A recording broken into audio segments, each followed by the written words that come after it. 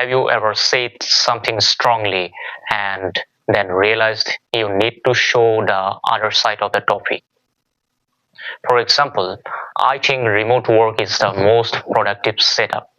Having said it, nothing feels better than brainstorming in person. Did you notice the shift? That one phrase helps balance your opinion. Now, welcome back to CB English Fluency Institute in Guwahati. I am Navojyoti. In this video, you will learn what does having said that means, how to use it correctly in daily conversation, and some simple alternatives. So, what does having said that means? It's a phrase we use when we want to add a contrasting or opposite idea to what we just said. It's like saying but, however, or even though, but a little more formal and polished. The second sentence doesn't cancel the first one.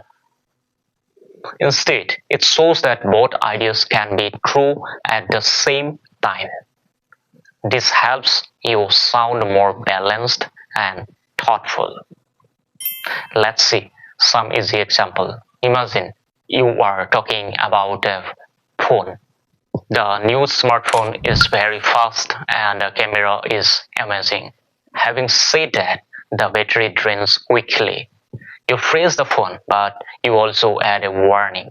In a work meeting, you might say, our marketing strategy isn't reaching young people. Having said that, the team created great products. We just need better platforms. You give criticism softly with respect. In daily life, you could say, I love living in the city. It's exciting and everything is close.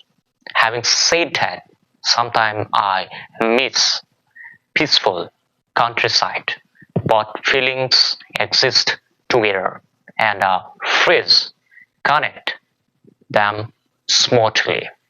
But be careful, don't use having said that if the two sentences are not related. For example, I drank coffee this morning. Having said that the weather is nice. These ideas don't connect. It's better to mix with simple alternative like however, even so, still, on the other hand, or despite that. To wrap up, use having said that when you want to show a different point after your first statement. It makes your speaking sound balanced, natural, and smart. Now I would like to see your examples comments below with one sentence using having said that. And I hope this lesson helped you. Please share and subscribe for more easy English learning lesson.